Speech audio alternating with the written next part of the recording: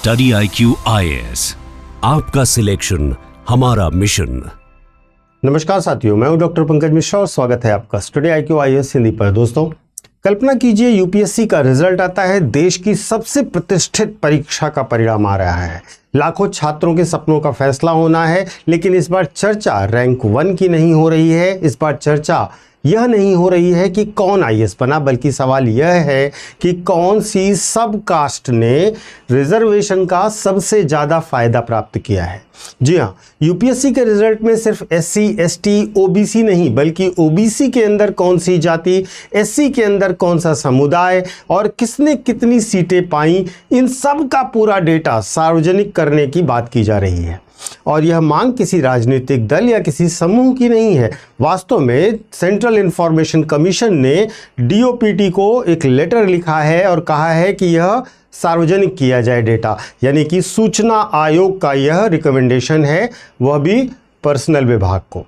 सवाल उठता है कि भारत में रिजर्वेशन सिस्टम क्या अब अगले फेज में प्रवेश करने जा रहा है? क्या अब हम अफर्मेटिव एक्शन 2.0 में एंट्री कर रहे हैं? क्या आने वाले समय में रिजर्वेशन सिर्फ कास्ट कैटेगरी नहीं, बल्कि सब कास्ट पॉपुलेशन, रिप्रेजेंटेशन और डेटा का आधार तय करेगा? और सबसे बड़ा सवाल है कि क्या इससे सोशल जस्टिस यानी कि सामाजिक न्याय मजबूत होगा, या फिर यूपीएससी भी कास्ट अर्थमेटिक का एक युद्ध का मैदान बन जाएगा, एक बैटलफील्ड बन जाएगा। आज के वीडियो में सिर्फ न्यूज़ अपडेट हम नहीं करेंगे, हम समझेंगे कि चीफ इंफॉर्मेशन कमीशन ने इस संबंध में क्या कहा है, सेंट्रल इंफॉर्मेशन कमीशन की क्या रिकमेंडेशन है, सरकार से क्या मांग है, सब कास्ट डेटा इतना सेंसिटिव क्यों है, क्योंकि उपजातियों की जानकारी से क्या फर्क पड़ जाएगा, OBC पॉलिटिक्स का पूरा मैथमेटिक्स क्या है, क्योंकि इसी के कारण यह किया जा रहा है, और मंडल कमीशन से लेकर कास्ट सेंसस तक यह जर्नी पहुंची कैसे, और आखिर में यूपीएससी जैसे एग्जाम जिसका लॉन्ग टर्म इम्पैक्ट किस प्रकार से झेलेंगे और कैसे रिफ्लेक्ट होगा यह यूपीएससी पर। तो दोस्तों, यह डिबेट सिर्फ यूपीएससी की नहीं होने जा रही है, यह डिबेट आगे आने वाले भारत के पावर स्ट्रक्चर की होने जा रही है। सबसे पहले शुरू करने से पहले मैं आपको अपने सोशल मीडिया हैंडल्स बता देता हूँ। यूपीएससी मेंटोर पंकज सर के नाम से आप मुझे कनेक्ट कर सकते हो इंस्टा और टेलीग्राम पर। देखिए हुआ क्या है, सबसे पहले ये जानिए। हाल ही में एक फैसला आया है, एक मामला सामने आया है। यूपीएससी रिजल्ट्स में सब कैटेगरी लेवल का डेटा पब्लिक करने का निर्देश दिया गया है। मतलब अभी तक हमें ब्रॉडली ये पता चलता था कि कितने OBC सेलेक्ट हुए, कितने SC, ST सेलेक्ट हुए, लेकिन अब ये मांग की जा रही है कि OBC के अंदर कौन सी जातियां बार बार सिलेक्शन ले रही हैं, कौन सी कम्युनिटीज अभी भी पीछे हैं, क्या रिजर्वेशन का फायदा डिपार्टमेंट जो डोमिनेंट कास्ट है, जो प्रभावशाली जातियां हैं, उन तक ही सीमित रह गया है। सेंट्रल इंफॉर्मेशन कमीशन ने DOPT यानी कि डिपार्टमेंट ऑफ पर्सनल और ट्रेनिंग को रिकमेंडेशन दी है कि इस तरह के डेटा डिस्क्लोजर को किया जाए, ताकि रिजर्वेशन बेनिफिट्स जो आरक्षण के लाभ हैं वो उनकी फेयरनेस को देखा जा सके, उसका मूल्यांकन किया जा सके कि क्या वो उचित तौर पर सब तक पहुंच रहे हैं। और यहीं से एक कंट्रोवर्सी एक्सप्लोड होती है, एक विवाद शुरू होता है। दोस्तों, भारत में अगर हम बात करें तो आरक्षण का मूल उद्देश्य क्या था?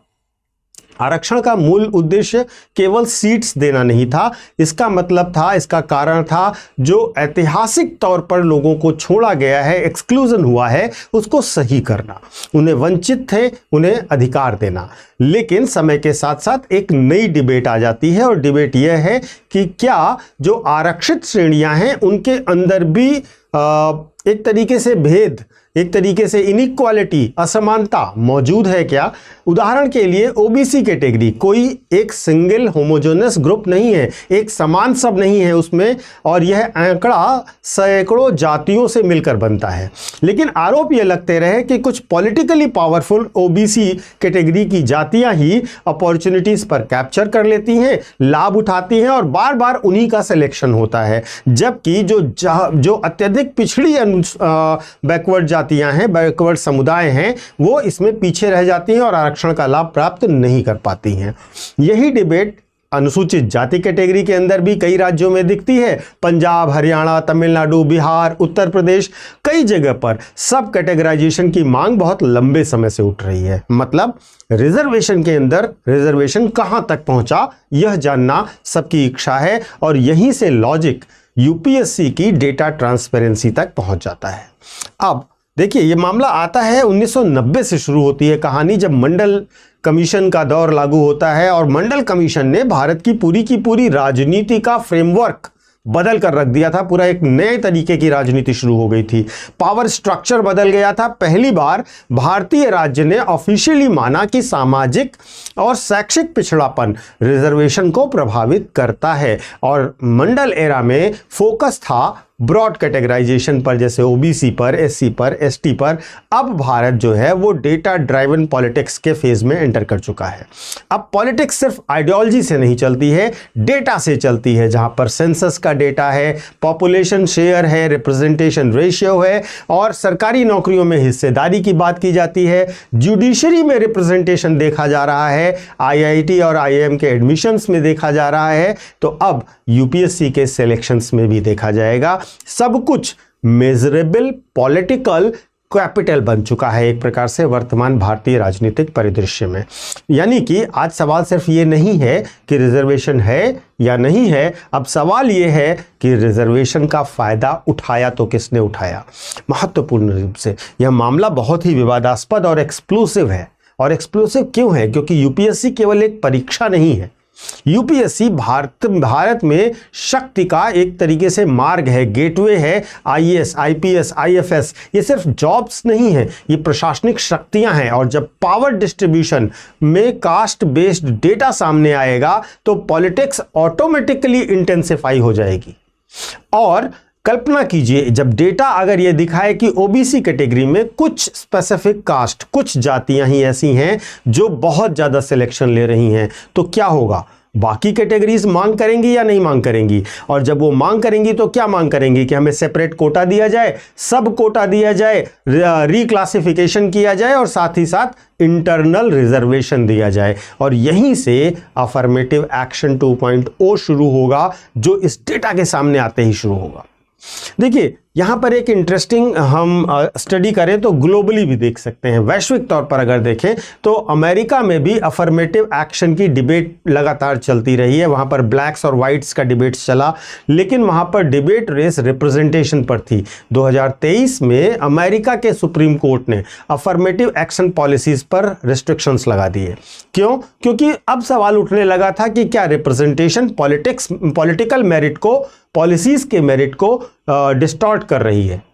लेकिन इंडिया का मॉडल अगर हम देखें तो इंडिया का मॉडल अलग है। यहां पर जाति बेस्ड क्लासिफिकेशन है। यहां कास्ट जो है वो केवल सामाजिक पहचान नहीं है, बल्कि एक हिस्टोरिकल कल्चर भी है।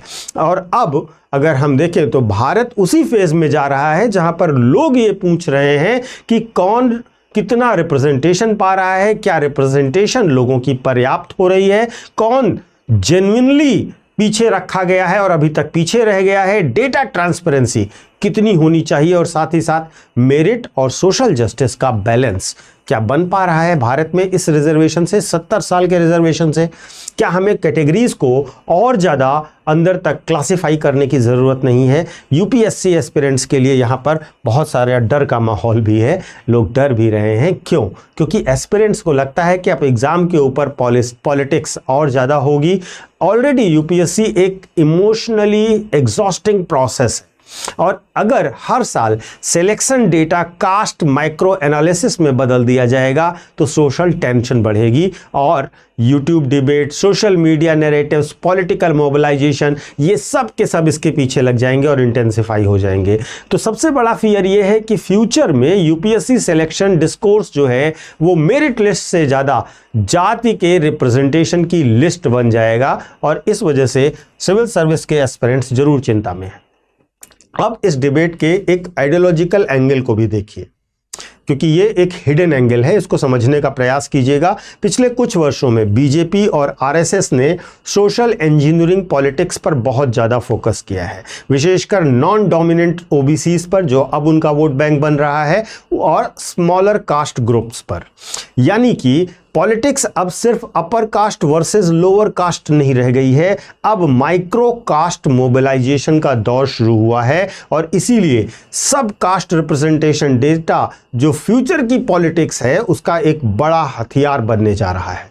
और पार्टी डेटा जो भी पॉलिटिकल पार्टी इस डेटा पर कंट्रोल करेगी और इसको सही से यूटिलाइज करेगी, वही नैरेटिव कंट्रोल करेगी और वही आगे सत्ता में रहेगी। तो दोस्तों, यूपीएससी के रिजल्ट में जो सब कास्ट डेटा की डिबेट है वह सिर्फ एक एडमिनिस्ट्रेटिव रिकमेंडेशन नहीं है, वह सिर्फ एक ट्रांसपेरेंसी का प्रयास नहीं है जो मैं आपको बताने का प्रयास कर रहा हूं। ये भारत की चेंजिंग पॉलिटिक्स का और चेंजिंग कल्चर का भी एक पॉलिटिकल कल्चर का भी एक रिप्रेजेंटेशन है। भारत अब उस चरण में जा चुका है जहां पर identity, representation, data, social justice, merit, state power, ये सब एक दूसरे से मिक्स हो चुके हैं और जुड़ चुके हैं। और शायद आगे आने वाले वर्षों में भारत का reservation system completely new structure में आपको दिखाई देगा और यहां पर यह इवोल्यूशन प्रोसेस शुरू हो चुका है। सवाल सिर्फ इतना है कि यह बदलाव क्या फेयरनेस लाएगा, क्या उचितता लाएगा, या फिर यह समाज को और ज्यादा बांटेगा। आप क्या सोचते हैं? क्या यूपीएससी के रिजल्ट्स में सब कास्ट डेटा पब्लिक किया जाना चाहिए और उनके रिप्रेजेंटेशन को इंश्योर किया जाना चाहिए? क्या इससे न्याय मजबूत होगा या फिर कॉम्पिटिटिव एग्जाम्स पूरी तरीके से जाति के बैटलफील्ड बन जाएंगे? कमेंट जरूर कीजिएगा, क्योंकि आपके विचार भारत की पॉलिसी और भारत के लोगों के विचार को दिखाते हैं। आपके विचारों का स्वागत रहेगा। मैं एक छोटा सा अनाउंसमेंट करना चाहूंगा। जो बच्चे यूपीएससी की तैयारी कर रहे हैं, करना चाहते हैं 2027, 2028 या 2029 जिनका लक्ष्य है, वे हमारे प्रतिज्ञा P2I बैच से जुड़ सकते हैं। इस बैच में आपको प्रीलिम से लेकर इंटरव्यू तक पूरी तैयारी कराई जाएगी। 18 बुक का सेट आपके घर पर भेजा जाएगा। साथ ही साथ आपकी रेगुलर क्लासेस होंगी, टेस्ट सीरीज होगी, मेंटोरशिप होगी, राइटिंग प्रैक्टिस होगी, ढेर सारी सुविधाएं हैं। एक बार हमारा ब्रोशर देखिएगा। आप ब्रोशर के लिए हमारे ऐप या वेबसाइट पर जा सकते हैं या नीचे दिए गए कमेंट के लिंक पर भी जा सकते हैं। वहां से आप हमारे कोर्स को ज्वाइन कीजिए। हमारे बैचेस 7 मई से शुरू हो रहे हैं और हमारे बैचेस हिंदी माध्यम में, इंग्लिश माध्यम में और बाइलिंगुअल अवेलेबल हैं। कोई भी बैच आप ज्वाइन करिए, सब पर आपको एक अच्छा डिस्काउंट मिलेगा। यदि आप याद रखेंगे, यह एक कोड PK लाइव, ये फैकल्टी कोड है, मेरा कोड है, इसका आप इस्तेमाल कीजिएगा। इससे आपको एक बेहतर डिस्काउंट भी ऑफर होगा। Thank you so much. जय हिंद। स्टडी IQ IAS, आपका सिलेक्शन हमारा मिशन।